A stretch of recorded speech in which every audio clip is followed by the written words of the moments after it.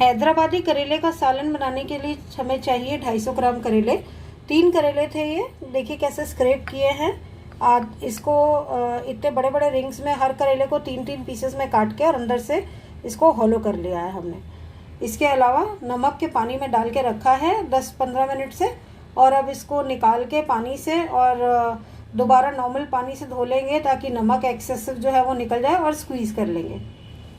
यहाँ पर मेरे पास एक मीडियम साइज़ का प्याज है जो कि मैंने गोल्डन ब्राउन कर लिया है। ड्राई रोस्ट किया हुआ 3 टेबलस्पून वाइट तिल, ड्राई रोस्ट किया हुआ 3 टेबलस्पून मूंगफली कच्ची, ड्राई रोस्ट किया हुआ कोकोनट 3 टेबलस्पून, 2 टीस्पून जितना जिंजर गार्लिक पेस्ट, 1 टेबलस्पून भुना हुआ जीरा पाउडर और 1 टेबलस्पून ही भुना हुआ धनिया पाउडर।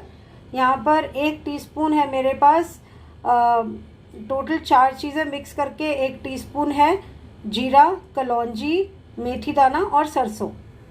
1 छोटा वाला मसाले वाला चम्मच हल्दी, नमक स्वाद अनुसार, 1 चम्मच भर के कश्मीरी लाल मिर्च। इसके अलावा हमें 3 से 4 स्लिट करके हरी मिर्च चाहिए होंगी, सिर्फ स्लिट करना है उनको, और करी पत्ता 1 स्प्रिग, उसके अलावा थोड़ा सा धनिया। और यहाँ पर मेरे पास 2 टेबलस्पून जितना ऑयल है जिसको मैं अभी हीट करूँगी, और उसके बाद ये जो करेले स्क्वीज़ करूँगी उनको 50% तक उसमें फ्राई कर लूँगी। सिर्फ 50% कुक होने तक फ्राई करना है, उसको बिल्कुल रेड नहीं करना है। तो अभी मैं स्क्वीज़ कर लेती हूँ करेले और फिर इनको फ्राई करना शुरू करते हैं। मैंने करेलों को स्क्वीज़ कर लिया था और उसके बाद देखिए उस ऑयल में डाल दिया है, और इनको जैसा कि मैंने पहले भी कहा था, मुझे इनको रेड नहीं करना, क्रिस्प नहीं करना, मुझे इन्हें खाली 50% तक पकने देना है। तो धीरे धीरे चलाते हुए इनको 50% तक पकने देंगे, फिर इनको निकाल लेंगे, डिश आउट कर लेंगे। इसके अलावा मैंने अब साथ ही साथ यहाँ पर 1 टेबलस्पून इमली निकाल लिया है, पेस्ट है मेरे पास। हम लोग इमली का पेस्ट रखते हैं अपने पास, और अगर आपके पास पेस्ट नहीं है तो आप 1 मुट्ठी जितनी इमली को भिगो के पानी में रख लीजिए और फिर उसका पानी निकाल लीजिएगा। 3 हरी मिर्चें स्लिट कर ली हैं, करी पत्ते की 1 स्प्रिग है यहाँ पर। और जब तक ये करेले हो रहे हैं तब तक मैं कोकोनट, पीनट्स, तिल और जो प्याज है हमारा भुना हुआ, इन सब का पेस्ट बना लेती हूँ।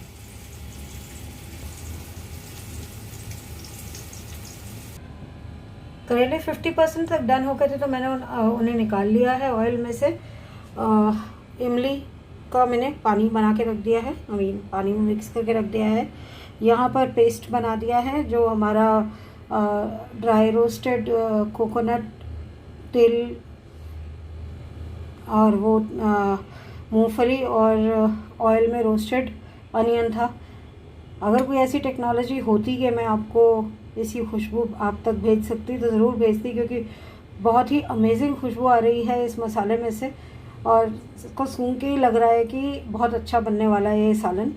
तो अब ये रिमेनिंग जो ऑयल है, मैंने सेक कम रखा हुआ है अभी भी, ये रिमेनिंग ऑयल है, इसमें मैंने ये डाल दिए तड़कने के लिए मसाले। इनको तड़कने दूंगी, खाली इनके तड़कने तक मैं सेक को तेज़ कर रही हूँ।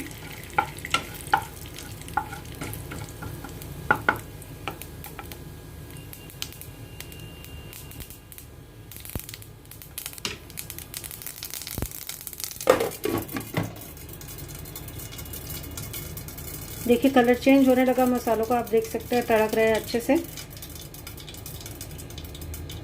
तो ये तड़क गए और अब इनके अंदर मैं डाल दूंगी ये पेस्ट।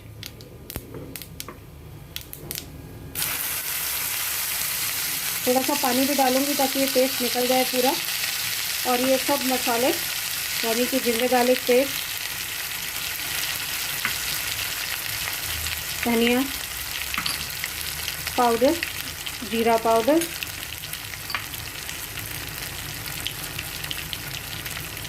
लाल मिर्च,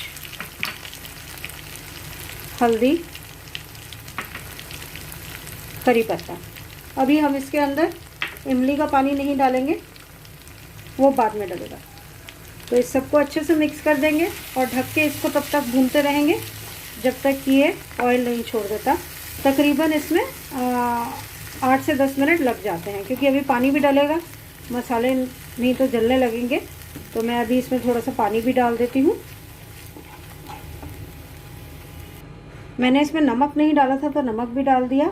और जब ये ऑयल छोड़ने लगेगा, थोड़ा थोड़ा ऑयल सेपरेट होने लगेगा, तब हम इसमें हरी मिर्च डालेंगे। हरी मिर्च अभी नहीं डाली, और हमने इमली का पानी भी अभी नहीं डाला है।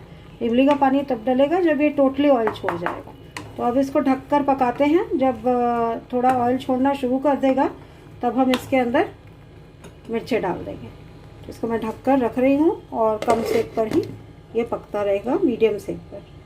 और बीच बीच में चलाइए ज़रूर, नहीं तो चिपकने लगेगा। अगर ज़रूरत हो तो कुछ थोड़ा सा छींटा बीच में पानी का भी डाल दीजिए। लीजिए ये ऑयल छोड़ने लगा, तो अब मैं इसके अंदर डाल रही हूँ हरी मिर्च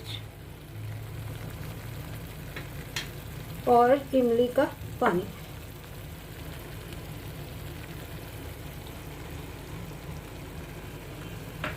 और पानी डालेंगे और इसको अभी दोबारा से ऑयल सेपरेट होने देंगे। फिर इसमें ग्रेवी के लिए पानी डालेंगे और उसे 1-2 बॉईल आने के बाद फिर करेले डालेंगे।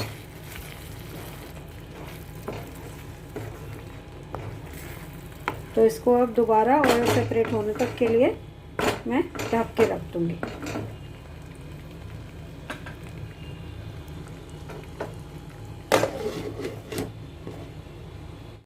ऑयल सेपरेट हो गया है, देखिए कितने अच्छे से। तो अब मैं इसमें डाल रही हूँ ग्रेवी के लिए पानी।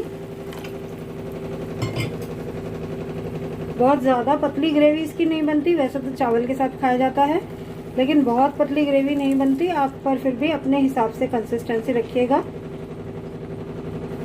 थोड़ा सा पानी शायद और ज़रूरत पड़ेगा तो हम बाद में डालेंगे, अभी तो ये ठीक है।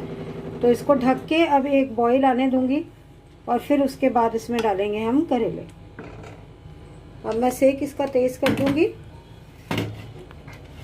ताकि जल्दी से इसमें बॉईल आ जाए। इसमें बॉईल आने लगा, देखिए।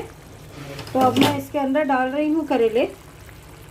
और अब जब तक करेले पूरी तरह से पक नहीं जाते, इसको हम ऐसे ही पकाएंगे कम सेक पर। मैं सेक वापस कम कर दूंगी, क्योंकि अगर तेज़ सेक में ही रखा तो सारा पानी सूख जाएगा और करेले भी अच्छे से नहीं पकेंगे। तकरीबन 10 मिनट लगते हैं इसको, 10 से 12 मिनट। तो अब इसको मैं ढक के रख रही हूँ, सेक मैंने कर दिया कम। ऑयल भी देखिए बहुत अच्छे से सेपरेट हो जाएगा दोबारा से उतनी देर में। बीच बीच में चलाना मत भूलिएगा बस। मैंने अभी अभी चेक किया था, करेले पक भी गए और आप देख सकते हैं कैसे सारा ऑयल सेपरेट हो गया है। तो इसको अब मैं आपको डिश आउट कर कर दिखाती हूँ। गैस कर देती हूँ बंद और इसे डिश आउट करते हैं। हमारा यमी हैदराबादी करेले का सालन बनकर रेडी है।